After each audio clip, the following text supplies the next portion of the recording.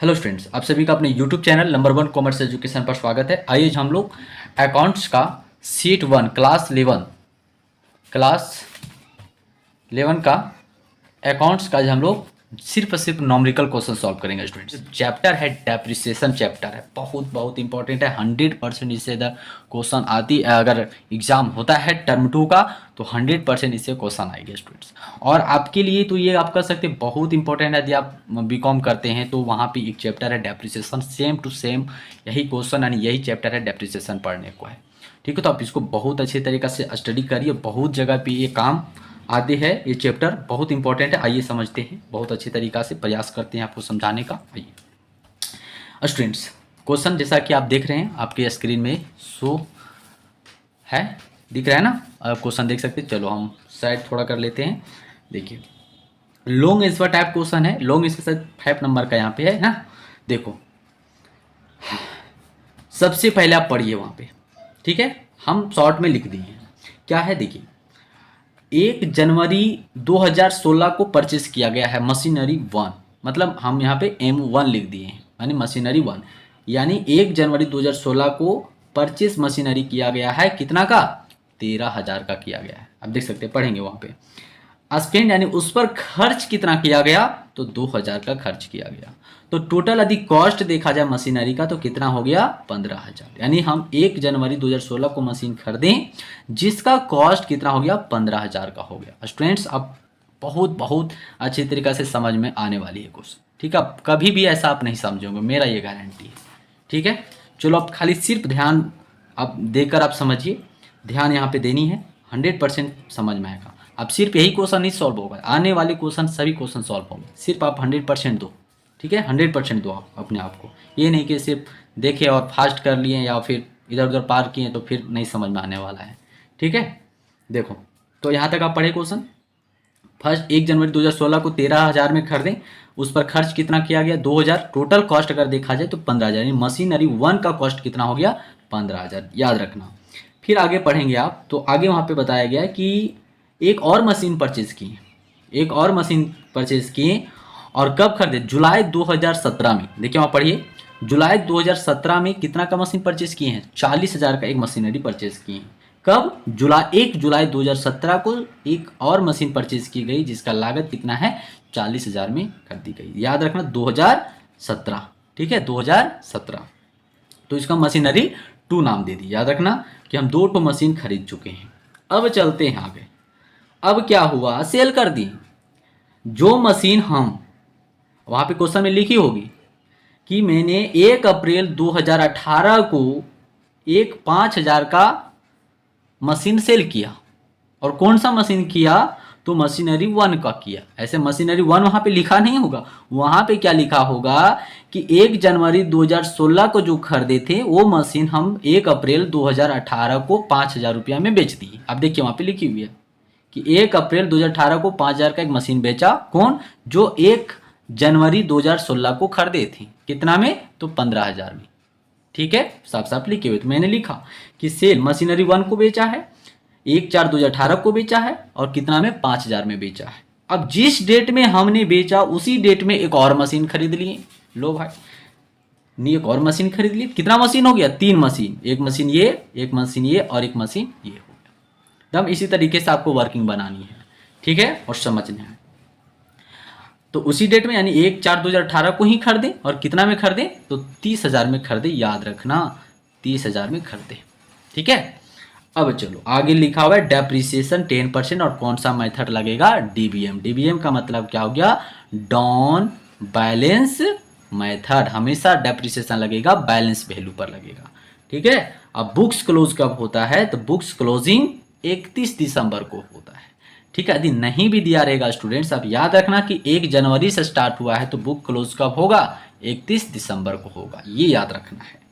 और अप्रैल से दिया स्टार्ट रहता है तो मार्च को क्लोज होगा। ठीक है, लेकिन यहाँ पे क्वेश्चन में है दिया हुआ show the machinery accounts for the 3 years. 3 year का हमें बुक्स शो करनी है। आइए समझते हैं।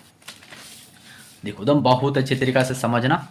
अब हम लोग आप अपने सामने ये वर्किंग लिख लेना। ठीक है, पहले यदि और अच्छे तरीक़ा से और समझना है तो वर्किंग को एक बार लिख लेना पढ़ के क्वेश्चन को, जैसे मैंने लिखा है।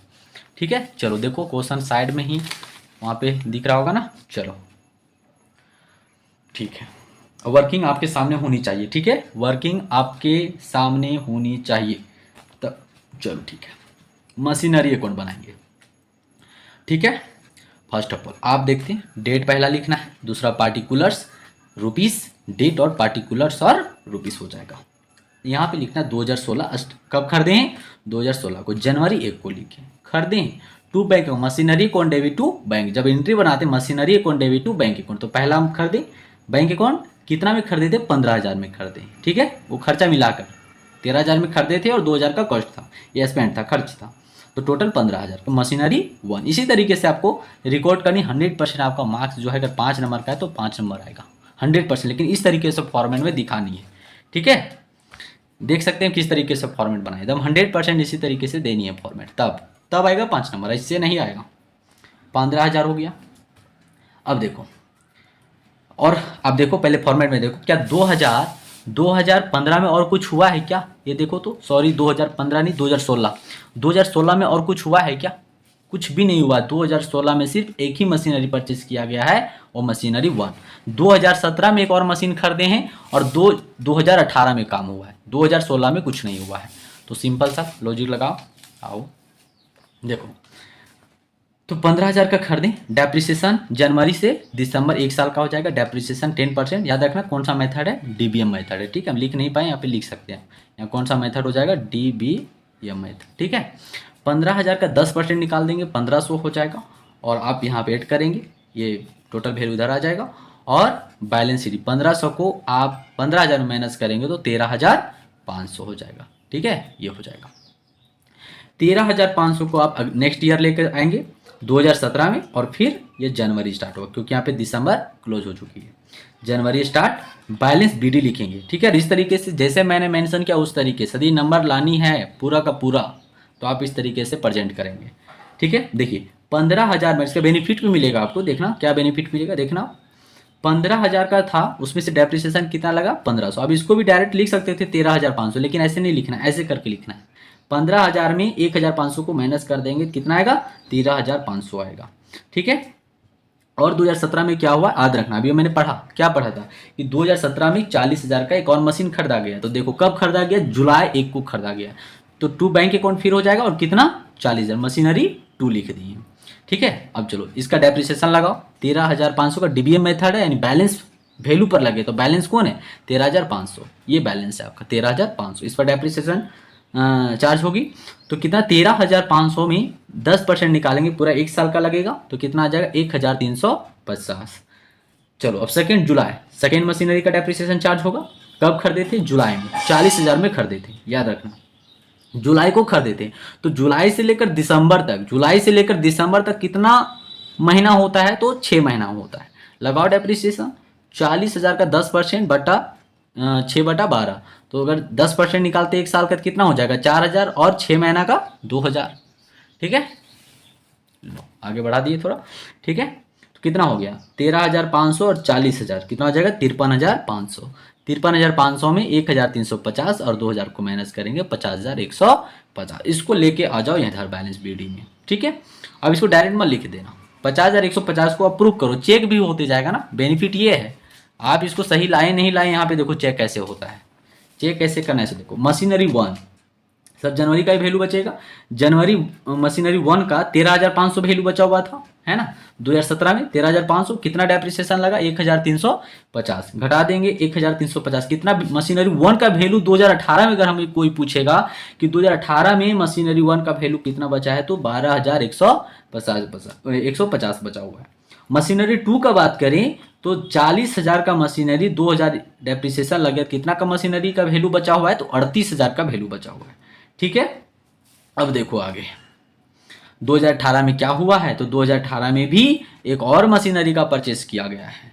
तो कब खरीदा गया है, अप्रैल। अब याद रखना अप्रैल जब हम लोग, अच्छा अप्रैल 2018 में क्या क्या हुआ है, एक सेल भी किए हैं 5,000 का, और एक खरीदे भी हैं, याद रखना इसको। ठीक है, चलो अब देखो यहाँ पे, लो बढ़िया से कर देते हैं इसको भाई, हटाओ इसको थोड़ा सा, लो पूरा दिख रहा है ना। चलो अभी नहीं इसको, हाँ दिख रहा है सब चीज़, हाँ ठीक, आओ समझते हैं। तो मशीनरी 2 38,000 का हो गया। ठीक है, 38,000 का माइनस कर दिए 2,000, कितना आ गया 38,000। अप्रैल 1 तारीख को मैंने खरीदा बैंक अकाउंट 30,000 का खरीदा मशीनरी 3 हो गया। ठीक है, चलो थोड़ा सा इसको कर लेते हैं। ठीक है, दिख रहा है, चलो ठीक है। हाँ बाबू, अब याद रखना, अप्रैल 1 को मैंने मशीनरी 1 को सेल किया है। तो कब बेचा है? 1 अप्रैल को बेचा है। तो पहले आप डेप्रिसिएशन लगाओ, 2018 अप्रैल 1 बाय डेप्रिसिएशन 10%, कितना वैल्यू बचा हुआ है? जनवरी को मशीनरी 1 का वैल्यू कितना बचा हुआ है? 12,150। 10% लगा दिए, और कितना महीना गिनो? जनवरी, फरवरी, मार्च, 3 महीना हुआ, 3/12। इसको अब निकालेंगे तो कितना आएगा? 303.75। तो इसको अप्रोक्स ले लेना है 304। ठीक है, अब है इसको बेचे कितना में? तो सेल कितना में किया है? 5,000 में किया है। ठीक है, अब देखो कि 12,150 में आपका डेप्रिसिएशन घटा देंगे 304, और उसको बेच कितना में दिए? 5,000 में बेच दिए बाबू। तो आपको 6,846 का लॉस हो गया। अब इसको देख सकते हैं, अब देख लो, पता कर लो, है ना, पता करो कितना था। लो यहाँ मैं पता करता हूँ, कितना का वैल्यू था? 12,150 का वैल्यू था। कब का था?